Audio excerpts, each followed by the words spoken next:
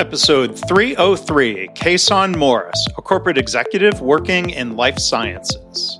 I would say my favorite mistake, I would characterize it as the relentless climb.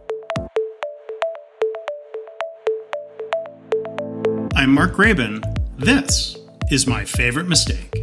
In this podcast, you'll hear business leaders and other really interesting people talking about their favorite mistakes. Because we all make mistakes, but what matters is learning from our mistakes instead of repeating them over and over again. So this is the place for honest reflection and conversation, personal growth, and professional success.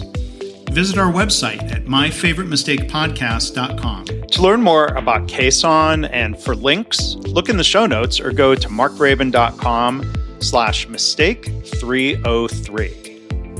Hi, welcome to My Favorite Mistake. I'm your host, Mark Graben. Our guest today is Kason Morris. He describes himself as a life work revolutionary. He's the leader of future of work and skills strategy in a life sciences company where he's a corporate executive. But he also specializes in helping people transforming careers and workplaces, the evolving or revolving landscape of work, career development, and leadership. So Kason has a master's degree from NYU. He studied in a multidisciplinary program that covered topics including business and workplace education and organizational behavior. So Kason, welcome to the podcast. How are you? I'm great. Thank you so much for having me and talking about such an interesting topic like your favorite mistake. So really glad to be here. Yeah, well, it's great to have you here. There's a lot to talk about, but we'll jump right in. From the different things you've done in your work and in your career, Kason, what's your favorite mistake? I would say my favorite mistake, I would characterize it as the relentless climb. So it was that idea that, several years ago in my career that I believed that success was determined by how fast you could climb the corporate ladder. Mm-hmm. So I thought about more promotions, more money, more recognition, that these were the ultimate goals. And frankly, I was dead wrong. And that relentless climb and that mindset almost broke me. So there's a lot we could unpack there, and thank you for sharing that. When did you either discover or start thinking that you were either dead wrong or even a little wrong? Around that time, I realized that I had many things happening outside of work. So the stakes were pretty high for me at that time. I had my second daughter on the way, so I felt that weight of responsibility. Coming from very humble beginnings, I didn't have any backup plan. So that climb was like, keep going further, keep driving, keep pushing. And I put pressure on myself to over deliver, constantly striving for that next promotion. And that came at the expense of my health, my well-being, and some of my relationships. So it was at that marker where I realized I was creeping toward that idea of burnout. And I realized I started missing really important moments with my family, that my health was deteriorating.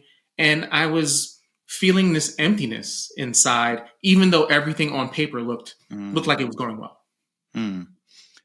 So could you tell us, maybe share some examples of the career path that you had? What were some of those promotions? What were some of those roles? It sounds like for a while you were living that dream. Like kind of paint the picture for us of what some of those roles were. Yeah. So after college, I got into, after my master's degree program at NYU, I got into consulting. And working in professional services. And the beauty of working in consulting is you get a lot of diversity. You're able to access and solve really great client challenges, all kinds of client problems. You get to travel.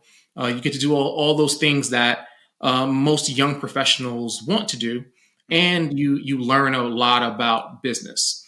So from that point, I spent quite a few years in the consulting space. And then I went into independently consulting on my own for a little while in the financial services realm.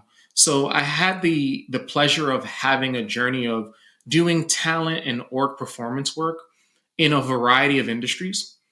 Starting with from the professional services lens, it allowed me to touch different industries. And then I focused in on financial services for a little while.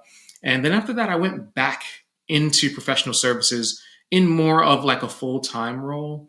So doing, managing a team, building learning and development functions. And that was one of the places where I started realizing like, hey, I wanted to do more. I wanted to keep growing my span of control, if you will. And these were the kinds of things that looked great on paper. I got a lot of experiences and a lot of exposure, but I didn't have a strong why.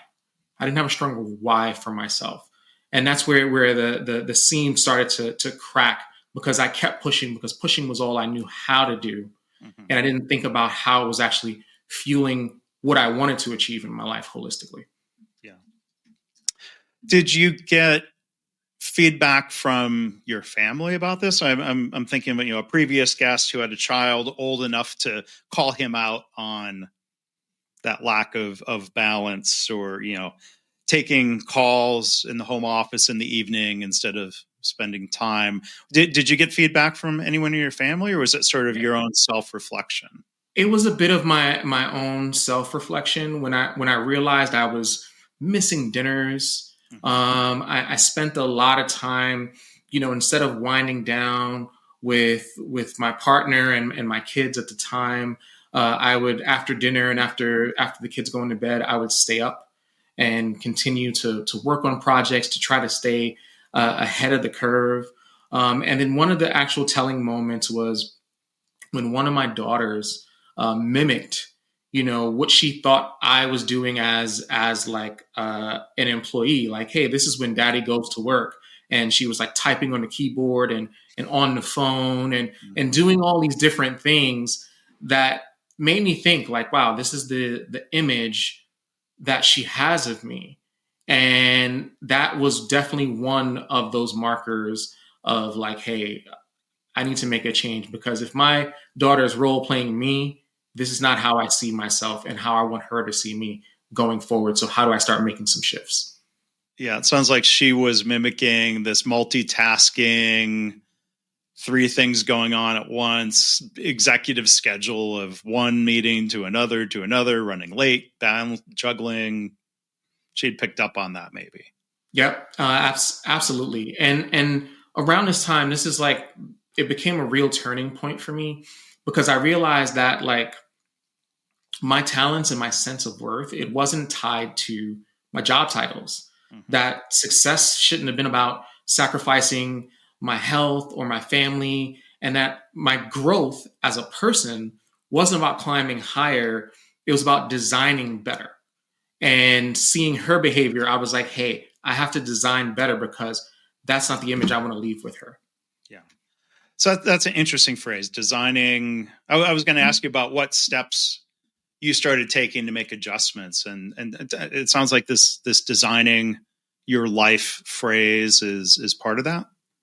Yeah, absolutely. Because of the types of experiences that I've had in my career, being able to work with different teams and different areas of work, like product management, marketing, IT, it led me to start to look at those different practices and I started to think about my life in the context of like systems. So when you think of design thinking principles, particularly for like product management and systems design, I started thinking about like, well, why can't you apply that to how you actually live?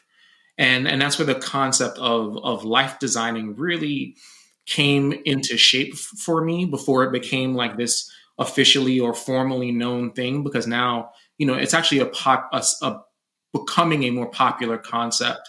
And there are some known authors and folks from like Stanford who drive the practice. And really, when you think about growth in business, in life, and in general, it isn't really a net new idea. It's about how do you use old ideas in new ways. Mm-hmm. And what I started to do was hook into the lessons I learned from business and those practices and started applying it to coaching myself and coaching others and coaching leaders that worked for me.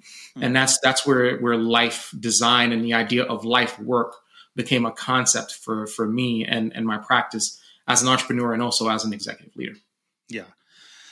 So did your own personal journey and reflections about helping yourself and wanting to help others, did that lead to some evolution into the types of roles you've had? Or I'm curious to learn more about the role that you have now.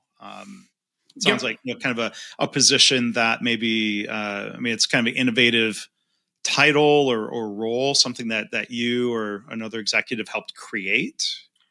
Yep, absolutely. So let me back into like the concept of the whole life work piece and how it ties into the work that I'm doing today. So when I had that turning point, and my favorite mistake, but turned out to be my biggest gift. It like forced me to redesign how I thought about my life and my profession. So what I did was I then stopped chasing titles. And I started building a system of what I call like work-life synergy, where basically the work I was doing was fueling my growth and it supported the life that I wanted to live and the kinds of work that I wanted to do. So working in talent and org performance spaces, I touched a lot of different kinds of projects, and it was always about the mission of helping people do more in the context of work, because the more skill they have, the more skills that people have, the more capable they are, the better they are at work. And that has a bottom line impact. And so this is like putting on my previous consulting skills and all these different kinds of things. And from that point, I started making really strategic pivots into doing work that would help me understand learning development as a corporate function. So I just grew into going from consulting to working on different types of learning development and leadership projects, to working with technology to help understand how is technology helping enable more workforce development and productivity at work, to building entire learning development functions for large global companies who are really thinking about how does learning actually drive business outcomes. Like if we make our IT more efficient, if we make our sales team smarter, if we think about what are the jobs that we need to move forward. These were the kinds of things that were curiosity questions for me. And I used each one of my opportunities to give my organization value, but then experiment with what I thought was actually going to happen in the future of talent development and leadership development. And the last couple of cycles of my executive career have led me into this intersection now that we're at with artificial intelligence and really the foundation of how work works today, because we are in a revolution. We're in this age of intelligence where technology is now becoming an enabler, a partner, and in some realms of work, a replacement to human capability. And that's why in the life sciences realm and in my current role, my focus is really around the future of work and thinking about, what are our skills and capabilities for this future, and how does that work as a currency to help humans thrive in the intelligence age and partner with technology for whatever is going to happen next. Mm-hmm. So I want to come back. We'll come back to that point around trying to anticipate what's happening or what's going to happen for any of us as professionals, what the future of technology and AI means for us. But I want to dig a little bit more into the way you had stated it, Kason, life work. Like we so often hear work life in that order, work life balance. And I want to get your thoughts. I've interviewed some other people, or I've read more about some people pushing back on the word balance, and they want to talk about work-life integration. What you said in terms of synergy, life-work synergy, sounds like it's along those lines. Tell us more about what some of those different words or phrases mean for you and the impact that has on us in our careers. Yeah, it's a great question and a great topic to deconstruct. So I am one of those advocates that I feel like work-life balance is a false dichotomy. It sells you an idea that you really can't achieve. Mm. Um, and I'll deconstruct it. First, for me, when I think about the word work life, what I immediately start to do in my own brand and in my own practices is I was like, hey, we have to switch that around because work doesn't drive our life. Mm-hmm. We should understand what our life goals, our life trajectories, our life principles, and then we figure out how does work actually empower that? How do we start to use work as a utility and a leverage to make sure that we're designing our best life? So for me, that was the first part of the switch. And then thinking about balance. When you think of balance, you think of things. That's why I say it's a false dichotomy because balance leads you to think about things as equal. And when you think about the ebbs and flows of life and what you do at work, nothing's ever really going to be equal. I think it's more about the idea of the concept I use and I talk about in my book is the idea of synergy. Because when you think about synergy, change is the only constant in our lives and in the world today. So it's really more about how do you anticipate the ebbs and flows of where either life is going based on your priorities or where work is going. And one of the models I talk about in my book around life work synergy is this idea of trying to think about your planning in seasonality. Or if you're like a sports person, you could think of it like quarters in a year or in a game like basketball. Basketball is one of my favorite sports. So one way to really drive that home is if you know what season you're heading toward, like, hey, you know what? This is going to be a really busy work season for me because I have a number of different projects on deck and I'm going to have to travel a lot. With that mindset, you can get ahead of it a little bit and start to plan different systems in your life, meaning with your wife and partner, with your children, with your family, so that way everyone is sort of aligned with the trajectory of what you have to prioritize, and then it ebbs and flows more successfully versus creating like constant resistance and tension in your world. And most people don't look at things like that. They just kind of like drive into them or they crash into that wall and they don't understand why. So when you start to change that logic of it's not about achieving balance, it's about achieving alignment and thinking about that alignment in relation to like synergy as an ebbs and flows of what you have to do and what those priorities are, you wind up, being a lot more sustainable, a lot more successful, feeling a lot more whole because that way you know how to navigate what's coming forward. Yeah. And I feel like I didn't make a mistake. I feel like I did. I feel bad not mentioning the book, but I didn't know about the book. It was not in your Podmatch profile. So congratulations on the book launch. Thank you so much. 2024. Yeah.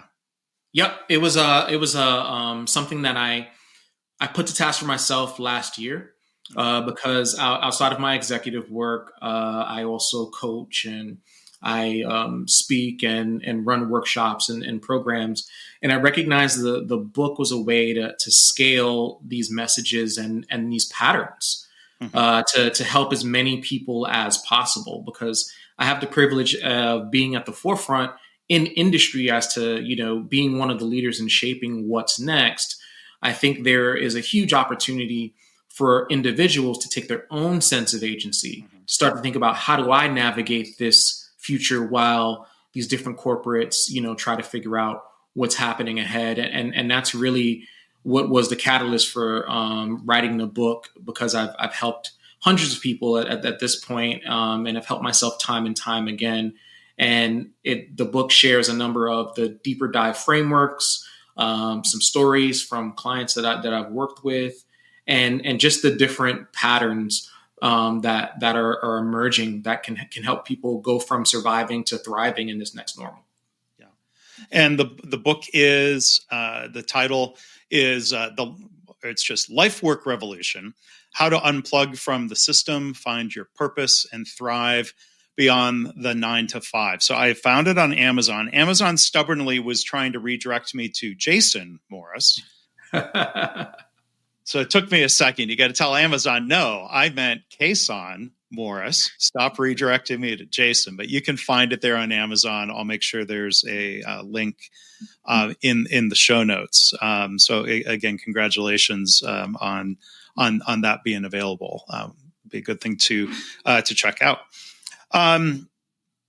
Tell us a little bit about, you mentioned, it sounds like you have, your entrepreneurial endeavors, independent practice. What was that part of your adjustment to life work synergy to also start doing that? Definitely was. I've had as I mentioned at a previous point in my career, I had an independent practice. When I left the formal consulting world and started working in finance, I worked as an executive consultant. This was my second turn at having a longstanding consultancy. And one of the reasons was because I enjoy the diversity of the work and also helping people and businesses large and small. And so for me, it is a synergy. It's a bit of a yin yang, if you will, of being able to be a leader in corporate and drive larger initiatives at scale, while also providing and distilling access to that information and best practices to either individuals, small groups, or like startups, and also partnering with nonprofits. So big thing for me is that practice actually came out of the greatest experiment that the world has ever known, which is COVID. Because COVID was another catalyst for how technology and how the world of work and how we're thinking about things, how it changed. Because around that time, so many people lost their sense of normalcy and consistency. And if your fancy title and your previous degree didn't keep you secure during those kinds of moments. And I had a number of colleagues, friends, folks in network, VP, C-suite, director level colleagues, really like looking for help, looking for how do I wayfind, how do I navigate these unknown variables. And even around that time, I looked at myself and I didn't realize it then. Around that time, I was perfectly secure. And I not only was I secure, I was doubling my bonuses and my net income from my corporate job. And I recognized like, hey, there's something here. There's something here, and I have to figure out a way to give this back. Like I can't keep it to myself. And that's what encouraged me to really double down on entrepreneurial pursuits in tandem with the work that I do as a corporate executive. And I'll make one other just point is as you think about how we step into the future of work, not everyone's meant to go like in an entrepreneurial route.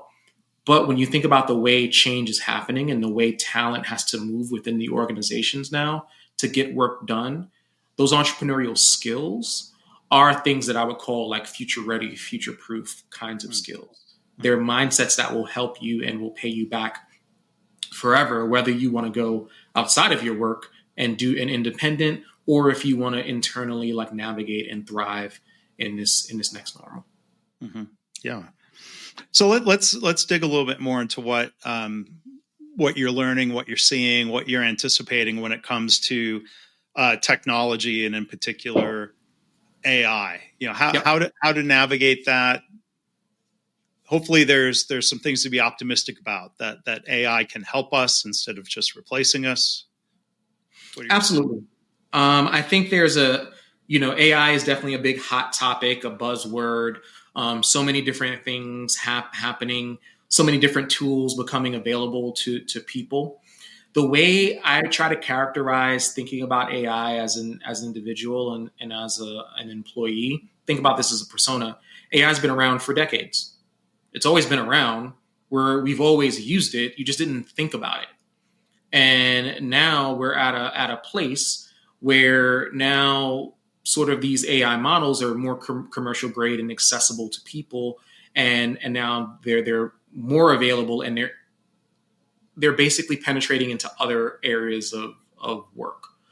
And the way I would tell employees to think about it is think about these different tools as support functions. It's like having a bunch of really smart interns in your pocket. Mm-hmm. And the goal is, AI isn't going to replace most high skilled workers. It's the people that know how to use artificial intelligence and emerging technologies to make decisions faster that are going to replace you. Mm-hmm. So when you think about the types of skills that you're building, the skills that keep you, future ready. And recently I even posted about this on LinkedIn. The World Economic Forum released its 2025 Future Jobs Report.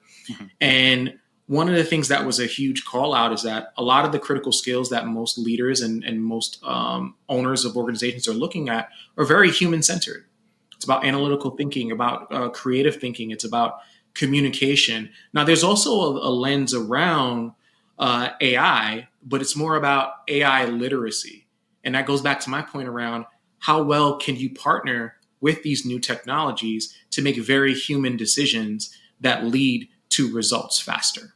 And that, to me, in my coaching, in my courses, in anything that I evangelize for, when I tell people to take agency in their own development and their own growth, that's the foundation and the underpinning of what I call are those durable skills that will pay you back forever and will continue to multiply as more technology becomes commonplace in how we work. Yeah, I agree with the way you're sort of describing this or framing it as having, AI interns.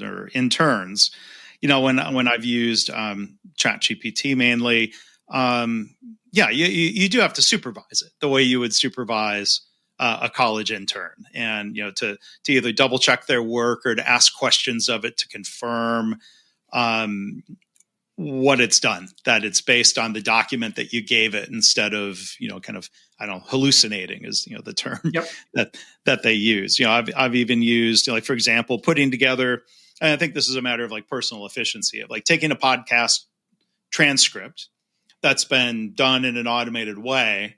ChatGPT can clean that up. A couple of AI tools I use, they're not learning how to spell my last name. They're always spelling it wrong. And so there's some tools that I can use to clean that up, or I'll even ask it. And it saves me the burden of having to take as many notes when I'm hosting here. I can focus more on listening and maybe thinking about what to ask next. I can ask ChatGPT pull out 5 or 7 quotes that would be compelling to share from the episode, and it'll do that. But then I've learned, are those really verbatim quotes from the guests? In the ChatGPT, it said "Oh, I apologize. You're right. Let me." It was paraphrasing or something instead of giving the direct quote. So you got to check their work. And a well-intended intern might have misunderstood the instruction. That's absolutely happened to me. Absolutely. And when you think about certain skills like prompt engineering and those kinds of things, the more versed you become at how these different tools work, the better you get at using them, and the more you can trust these outputs. And think about it at an individual level, that's where I think the growth opportunity is. But even at the organizational level, as a strategist, this is what I help organizations look at and start to think about. It's how do we start to use these kinds of technologies to become more informed about our talent and become more informed about what the work actually is. Mm-hmm. So that's the thing that I think is really going to be that next stage, is really understanding how can we use technology to better understand what's the most critical task related to the work, and then what are the skills that are needed to execute those tasks, and then where do those skills live, amongst our talent. And the corporation should have that insight, but I encourage individuals to also have that insight and to be able to tell that story for themselves. Because the more you're able to tell that story, the more you're able to use your job as a way to experiment and going back to what I said earlier, thinking about it as a utility to experiment with these models and to make those mistakes and to fail fast and learn, then the better off you'll be. Yeah. And yeah, that's the thing. Fail fast, learn, and stop repeating those mistakes. That's one of the core themes of this podcast. Yep.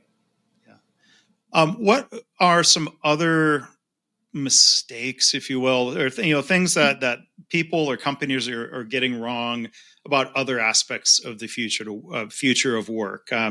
Return to office has been in the news a lot again recently. We didn't know, coming out of COVID, how much remote work would be a new normal versus a temporary thing. What would you have to say about that topic in particular? Yeah, I would say cautiously, it's about it's not about right or wrong. I think there are some things that we have to think about. Like, even I'll start with the AI thing, and then I'll go back into like the return to office and some other pieces.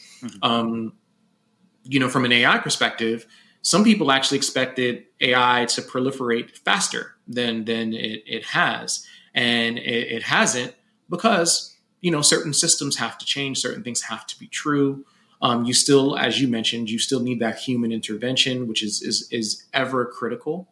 But it's still going to continue to move. So I think that was one thing that people didn't really have a strong prediction about it, but it's going a little bit slower than I think people anticipated, based on the excitement of like ChatGPT and OpenAI and these other models that have come out. Now, when you think about the human side of things, like the return to office mandate, there's lots of mixed opinions about that. And going back to my point around COVID, COVID was a worldwide experiment that proved a pretty interesting hypothesis. It was like, hey, people don't have to be in the office, and they can actually get work done, and they can get work done effectively at that. So now you have all these technologies and these other things that are helping people do that. Now why is there a need to go back into the office? There is some value in the office for like teaming, for collaboration, for relationship building, and those are all important things. But I do touch the topic of return to office with the like very delicately, because I think it really is function to function, and you really have to think about like, well, what does being in office actually mean? It's just a different form of working.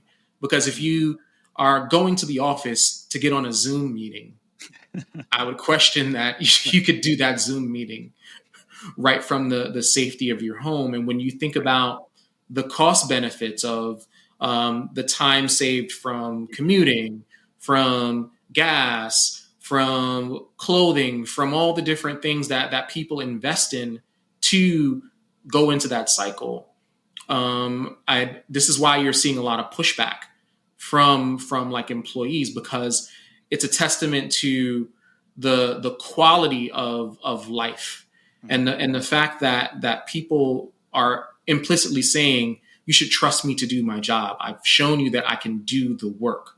My presence is not a determinant of whether or not the job gets executed. Right. So some organizations have a clear why around return to office. And those that do, if it's a part of the culture, and if it's a part of the ways of working, and it's a part of the outputs, I think they will be successful. Whereas others, it's a little bit nebulous, and I think they're going to really have trouble. And what you're going to do is you're going to alienate top talent because of that. Right. Yeah. No, because I mean, if at some level people are feeling insulted that they're not, or disrespected that they're not being trusted, or being given the right level of autonomy, that's going to be a big factor. And I'm sorry. Go ahead. No, go ahead. I was going to say another thing that I would say when I think about the future of work sort of trends is this idea of like employee experience.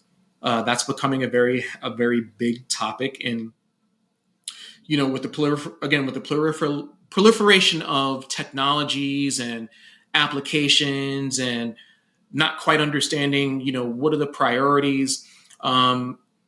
It's really, really important for organizations to start to think about, how can I refine this experience? How can I create clarity for employees in what they need to do, what tools they need to use, and making those tools easy to use so that people are actually spending more time executing on outcomes that matter versus like administrative stuff or paperwork or trying to figure out digital ecosystems.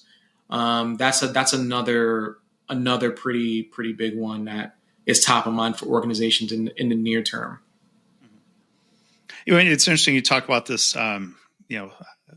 Is the adoption or spread of AI going slower than expected? I heard an analyst talking on a podcast recently who was saying that there's the one question of the development of the models, going from large language models to AGI, generalized intelligence. But those analysts are saying the bottleneck comes back to supply chains for the chips, the newer AI chips actually designed specifically for AI and for the servers. And he's like, there's like a 10-year lead time in the semiconductor industry of getting these things not just designed, but built and ramped up. And the analyst was saying, in a way, it's good because it buys us time as humans to think through all of these implications, where sometimes the technology moves way faster than we can even think through. Yeah, and that's a very interesting call out. I don't remember the studies top of mind, but when you think about all the different revolutions that have happened, like from the Renaissance period to the industrial age, right? What's happening is that those revolutions had long tails, like technology innovation, things happened. People had a century to adjust, decades to adjust to the normalcy of them.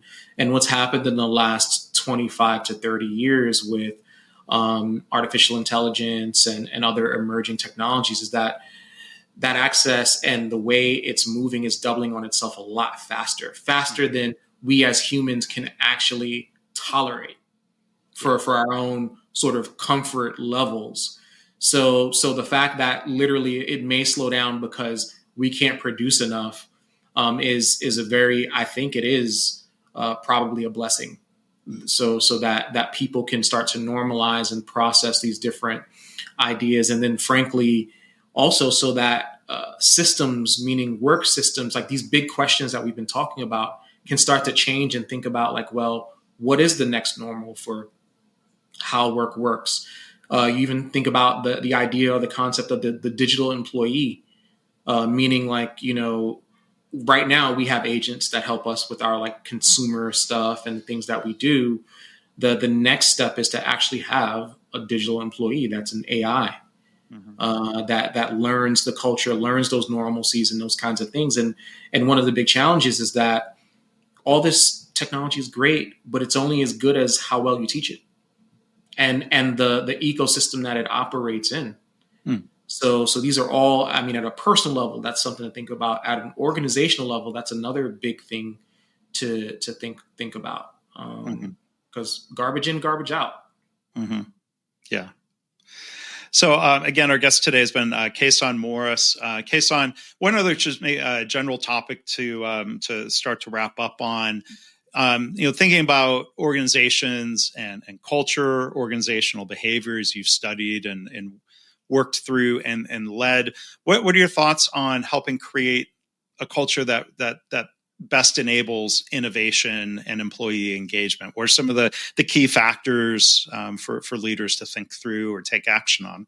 Yeah, I think a lot of the topics we have touched base on definitely impact those kinds of cultures, the cultures that will allow people to thrive. What I try to drive is this idea that an employee in a great place to work can get hired once and can reinvent themselves over and over again because they have access to insights about what they need to do, what good looks like, and they have access to and insights to opportunities based on the work that is driving the business. So I would say if I could anecdotally sort of broad stroke encourage leaders is really stand on transparency. It's not about things being perfect. It's about building trust with employees and they understanding that they're on the journey with you versus being just a cog in your machine.